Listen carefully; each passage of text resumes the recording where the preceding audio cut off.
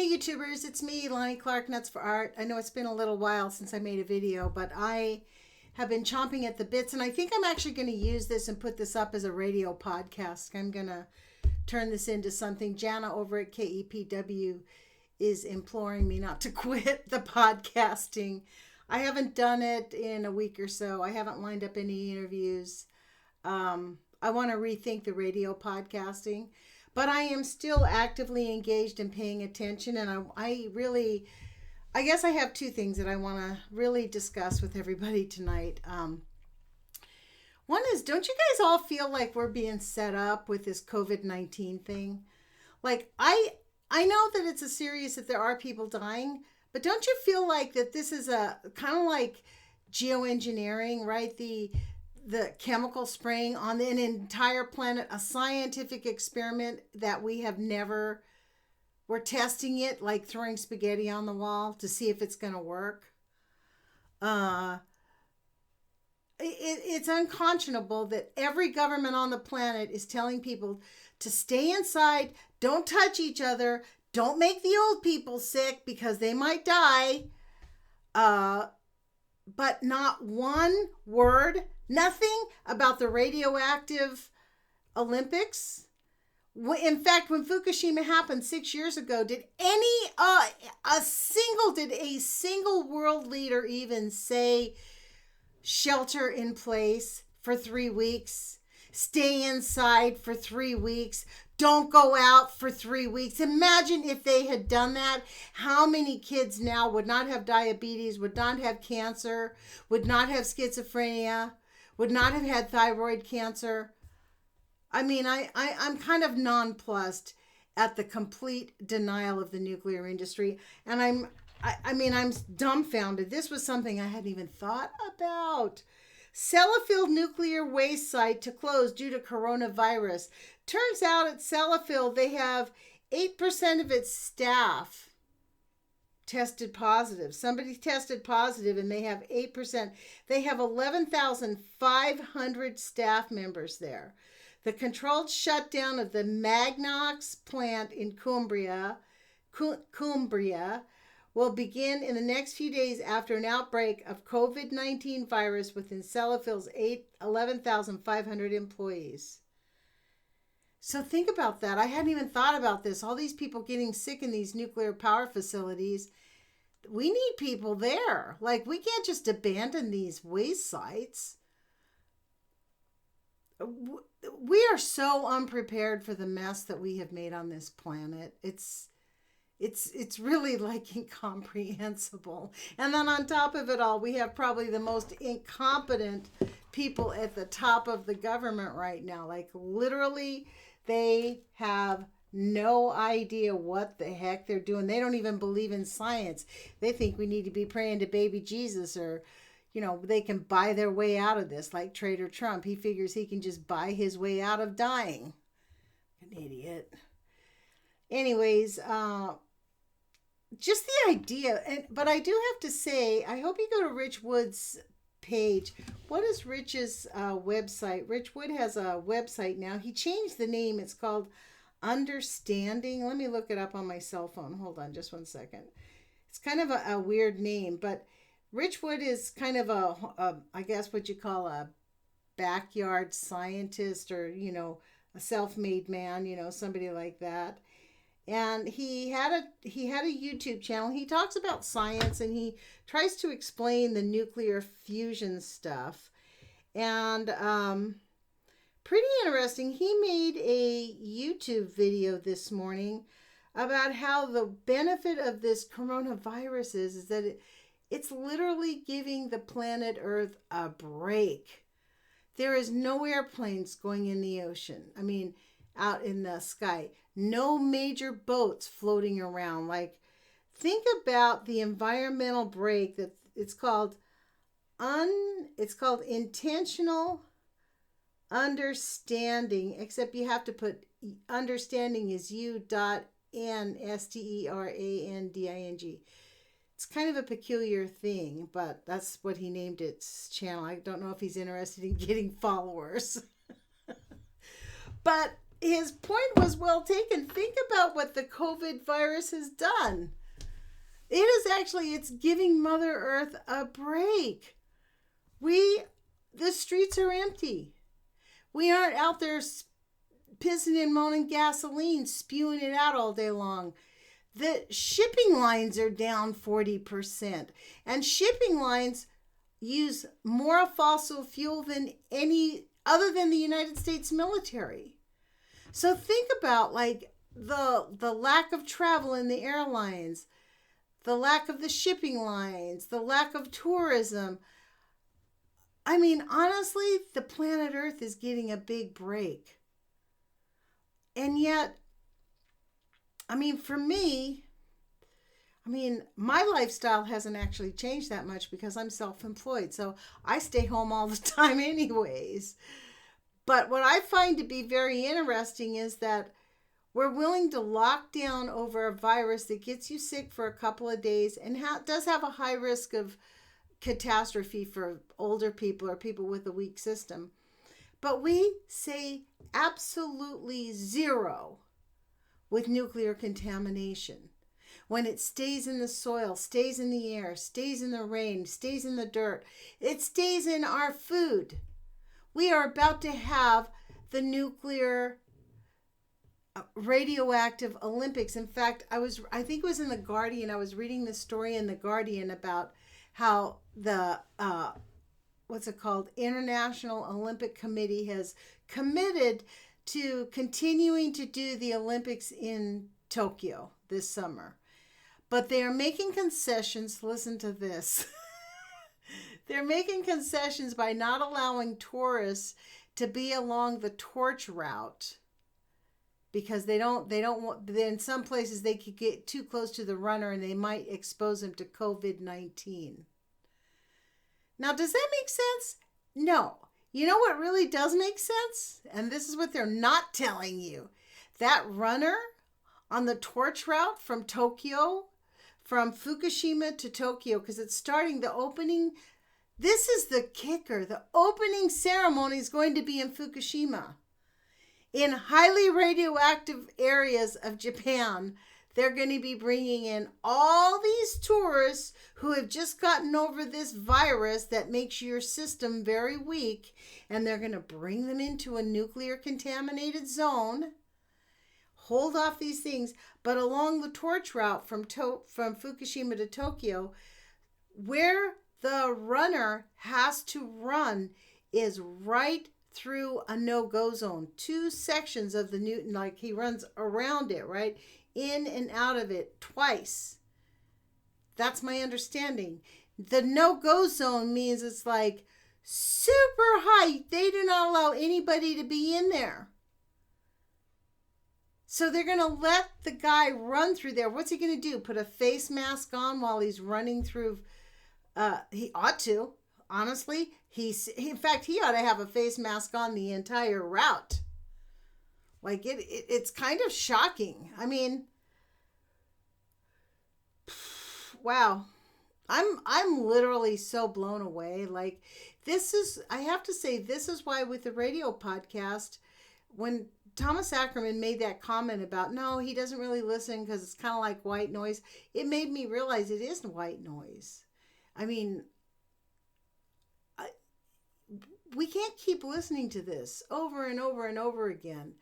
We are literally living through the decline of our culture. The collapse of our civilization is happening now. These nuclear power facilities are a ticking time bomb. Forget the 100,000 open uranium mines across the United States or some gigantic number. I don't know. It's a huge number. Open uranium pits all over the Midwest. Any place they find uranium, as they do not cover it up. They do not protect the uranium from escaping. This is why more than 60% of the uranium mines on Native American lands, Native Americans' children have some of the highest birth defects and worst outcomes for birth rates. That's directly why. I mean,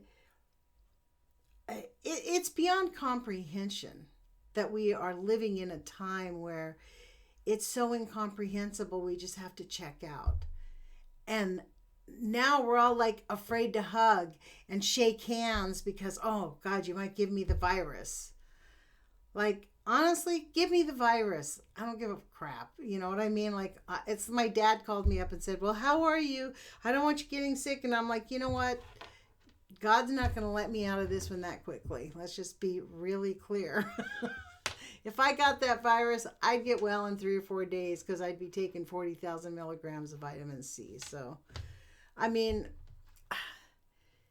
we are shutting down an entire culture without knowing how many people are sick, who is sick, who has the possibility of being sick. We don't even have the safety gear to stop it. I mean, it's incomprehensible. We're sitting in our homes, self-isolating, not visiting our friends, not visiting our families. And they're letting people come in on airplanes that travel from countries that have really high levels of the virus. I mean, they made all those people sit on the Princess ship, I guess what it's called, you know, that tourist ship. How insane is that? They just festered all these people in this illness. It's just incomprehensible. And this is what I mean. I feel like we're being set up to see how well we comply. Because guess what? What are we not doing while they're dealing with this? We are not paying attention to the nuclear industry. We had a gigantic earthquake in Utah. What does that mean to Yellowstone? Can you imagine and I guess again, it's not a matter of if, when Yellowstone erupts. They say that the magma in Yellowstone goes right under Eugene, Oregon, right where I live. And you know what that's going to do to the Columbia Generating Station and the Hanford site? And up there in Washington, by the way, where everybody got the coronavirus, coinkydinky that it's high levels of radioactivity and where 5G's been rolled out. So I guess this is where I become a tinfoil hatter. This is what people, you know, like, I get insulted so much by people. Well, you don't believe in science. Well, actually, I do believe in science. I don't believe in corporate-owned science. I don't think we need to have science that says, here's the outcome we want to have, so let's prove the science. Let's go backwards and eliminate anything that excludes our outcome. So we don't really have science. We have junk science. We have mock science, like we have mock media. You know, we have Rachel Maddow, she openly gay woman for the first time on television. Remember when Rachel Maddow actually reported, that was the last big thing she did actually before she turned on us all, was the explosion off the Gulf. I think that was 2010. She was out there talking about, you know, and you know what? They still spray that Corexic over the Gulf. That gaping hole that they blew up is still a gaping hole. Now they've been able to make it less, but it's still a gaping hole. I mean, these multi-billionaires, they have the money to fix this stuff. They just don't want to give it up, I think. I think they think their money can exclude them from the negative results that they're going to force all of us to live in. I mean, it's incomprehensible, the level of insanity that we're living in right now. Just on the nuclear front, like, to me, the nuclear front sort of brings it all to fore, like it all makes it real. When we think about they're closing down the reprocessing center, and do you think that the Nuclear Regulatory Commission in the United States would actually tell us the truth if there was anything going on there? Heck no. I guarantee it, they would not tell us. They will lie straight to our faces and then say, oh, well, we were misinformed, or, oh, we forgot. Like up at Columbia Generating Station, the licensee forgot to tell the government that there was an earthquake fault. They knew there was an earthquake fault underneath the Columbia Generating Station before they built the plant, and it was verified just in 2014 that there were earthquake faults. And oh, by the way, when they're looking at it, the original documents, they did say it, but they didn't put it on the application. So they did recognize it in their documents. So this stuff goes on so far back. This is why this whole COVID-19 thing, and I guess I'm supposed to have a code name, but I don't monetize my channel. So, I mean, and they suppress my channel anyways. Because of the topic. It just feels like a shakedown. This didn't just spring up, just like Donald Trump didn't just spring up. You know, the day after Donald Trump got selected and put into the White House, I guess won, in quotes, won 2016, on my radio program, I called him Pinochet 2.0. Because it looked very, very, very, very, very similar to how the CIA installed Pinochet into Chile. The way they whole did it, they bought the newspaper. The United States paid $1 million to buy the major newspaper in Chile so they could sell this guy for over a year. Just like the free advertisement that Donald Trump got on television over Hillary Clinton, over Bernie Sanders. And once again, I'm beginning to wonder if Bernie Sanders isn't in on this bullshit, to be honest. Like, you know, he rouses the youth. He gets them going, talking all the right talk.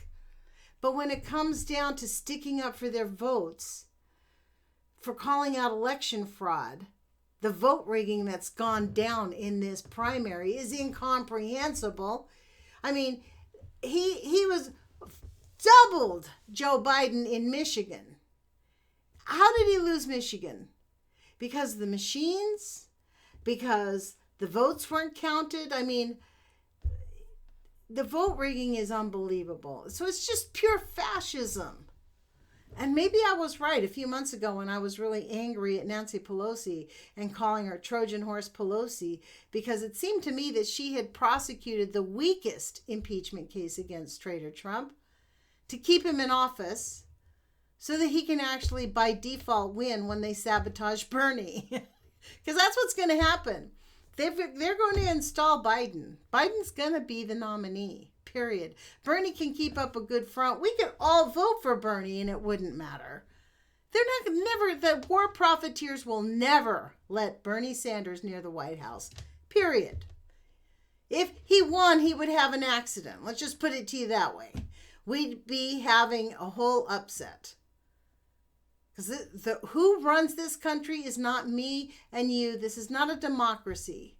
And it's not even a corporatocracy. It's an authoritarian regime run by the military. And if you don't think that's right, ask Chelsea Manning. Ask Julian Assange. Julian Assange is being tortured in front of our very eyes as we speak to remind us all that if you go against the war machine and out there war crimes, verifiably, you will pay a price. And they are doing a very good job at effectively killing journalism around the world. I mean, I tweeted out that I thought that Mike Bloomberg ought to pay Chelsea Manning's fines. Chelsea Manning owes over $250,000 in fines for refusing to give it up for Julian Assange. And I think that, you know, Bloomberg, who paid over $500 million to try to buy the presidency. I mean, it's incomprehensible. Anyways, I see I'm going on to 18, 20 minutes. I'm going to end here, you guys. I want to thank you for joining my channel, and I'm going to be posting up on my YouTube channel a little bit more. Talk to you guys later. Ciao.